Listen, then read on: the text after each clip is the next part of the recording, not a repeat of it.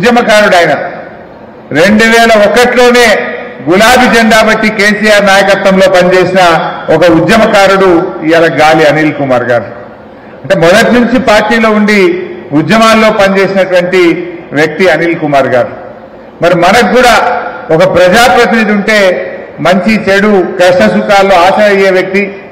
BV Patil లాగా ఉండడు, ఖచ్చితంగా గ్రామాలు తిరుగుతాడు. మన శ్రీనన్న నాయకత్వంలో ఎల్లవేళలా మీకు అందుబాటులో ఉండి పనిచేస్తాడు గాలి అనిల్ కుమార్. దయచేసి కార్యకర్తలు కూడా ఈ 40 రోజులు పట్టుపడదాం, కష్టపడదాం. గాలి అనిల్ గారిని గెలిపించుకొని మళ్లీ మన పూర్వ వైభవాన్ని ఈ కామారెడ్డి జిల్లాలో చాటాలని చెప్పి కూడా నేను కార్యకర్తలందరినీ కూడా కోరుతా ఉన్నాను. లెటస్ గట్టిగా పనిచేద్దాం, ఉద్యమ స్ఫూర్తితో పనిచేద్దాం. కూర్చోండి. అయితే ఈరోజు ప్రజలకు కూడా అన్ని విషయాలు అర్థమవుతా ఉంటాయి. నిజం నిలకడ మీద తెలుస్తుంది అన్నట్టు ప్రజలు ఇప్పుడిప్పుడే విజ్ఞులైనటువంటి తెలంగాణ ప్రజలు వాస్తవాలను గ్రహిస్తా ఉన్నారు. ఏం చెప్పింది కాంగ్రెస్ పార్టీ? ఇందాక సీనన్న చెప్పింది 100 రోజుల్లో 6 గ్యారంటీలు అమలు చేస్తామని ఊరూరా ఊదరగొట్టిందా లేదా ఈ కాంగ్రెస్ వాళ్ళు? చివరికి ప్రజలు నమ్ముతలేరని బాండ్ పేపర్ల మీద రాసిచ్చి నోటరీ డాక్యుమెంట్ పంచింది, ఇంటింటికి పంచిదా లేదా? బాండ్ పేపర్లు వస్తే కూడా జనం నమ్మతలేరని ఇది సోనియా గాంధీ మాట, ఇది రాహుల్ గాంధీ మాట, ఇది ఏఐసిసి ఇచ్చిన మాట అని ప్రజల్ని నమ్మించే ప్రయత్నం చేసింది. సరే, ఆ రోజు మన ప్రజలు నమ్మింది. నిజంగానే కాంగ్రెస్ పార్టీ చేస్తదేమో అని ఆశించిన మాట వాస్తవం. ఇవాళ వాళ్ళ నిజస్వరూపాలు బయటపడతా ఉన్నాయి. మీరు ఒకసారి వీడియోలో చూడండి వాళ్ళు ఏం చెప్పిండ్రు. ఒకటొక్కటిగా మనం చూద్దాం. చేసిన వాళ్ళందరూ ఒక్కొక్కటి మీరు దయచేసి ఇది గ్రామాల్లో చర్చ పెట్టాలి. మీరు చూడడం కాదు, మీ ఫోన్లలో కూడా పంపిస్తాం మీ అందరికీ. ఇంటింటికి పోవాలి, చూపియాలి, ప్రజలను ఎందుకు కాంగ్రెస్ పార్టీని ఓడగొట్టాలనో చెప్పాల్సినటువంటి అవసరం ఉంది. రేవంత్ రెడ్డి ఏమంటుండు? మా 100 రోజుల పాలనకు ఈ ఎన్నికలు ఒక రెఫరెండము అంటుండు. అంటే 100 రోజుల్లో ఇన్ని హామీలు ఇచ్చింది, 6 గ్యారంటీలు అమలు చేసి తీర్థము అని చెప్పి బాండ్ పేపర్ల మీద ఇచ్చిండు. మరి ఇప్పుడు నా పాలనకి ఇది రెఫరెండం అంటున్నాడు. మరి తప్పిపోయి కాంగ్రెస్ పార్టీ గెలిచిందనుకో ఏమంటాడు? నేను రుణమాఫీ ఎగ్గొట్టినా నాకు ఓటేసిండ్రు, 4000 పింఛన్ ఇవ్వకపోయినా ఓటేసిండ్రు, తులం బంగారం ఎగ్గొట్టినా ఓటేసిండ్రు, 500 బోనస్ ఎగ్గొట్టినా నాకు ఓటేసిండ్రు. ఇక నేను ఎగనే కొట్టా, ఏం చేసుకుంటారో చేసుకో అంటే ఏం చేయాలి మనం?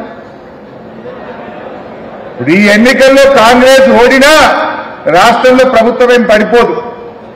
అందువల్ల మనము ఈ హామీలన్నీ అమలు కావాలంటే కాంగ్రెస్ పార్టీకి సురుకు పెట్టాల్సిన అవసరం ఉంది, కర్రలు దాల్చి వాత పెట్టాల్సిన అవసరం ఉంది. మొన్న మేము అసెంబ్లీలో పోచారం శ్రీనివాసరెడ్డి అంకుల్ మేము గట్టిగానే మాట్లాడినామా లేదా? మాట్లాడినామా?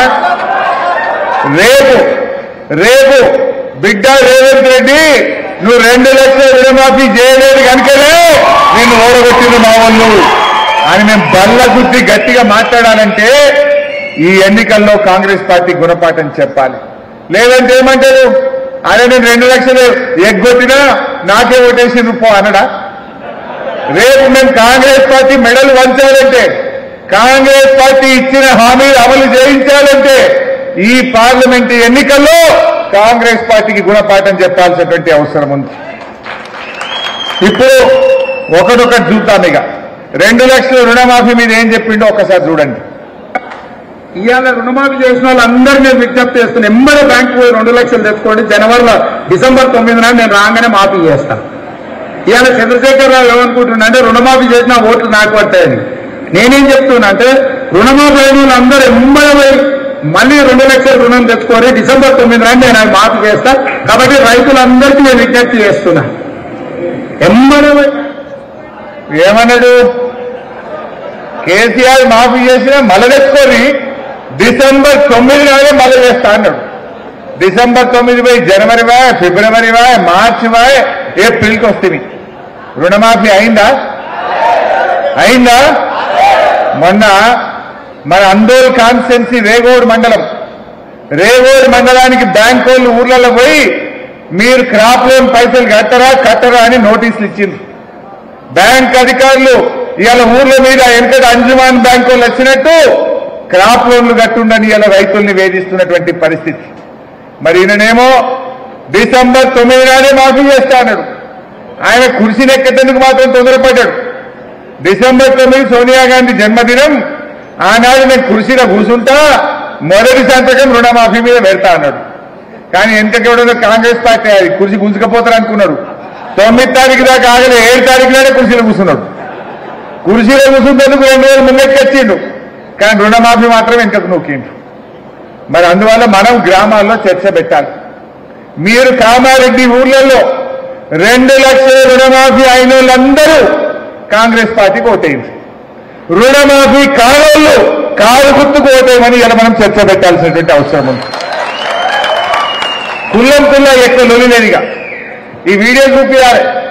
రుణమాఫీ అయితే కాంగ్రెస్ కోటేయి, రుణమాఫీ కాలేదు మా శ్రీనన్న మా హరీష్ అన్న అసెంబ్లీలో ఈ కాంగ్రెస్ వాళ్ళ మెడలు వచ్చి జయిస్తారు, కారు గుర్తుకు ఓటేయమని చెప్పి అడగాల్సినటువంటి అవసరం ఉంది.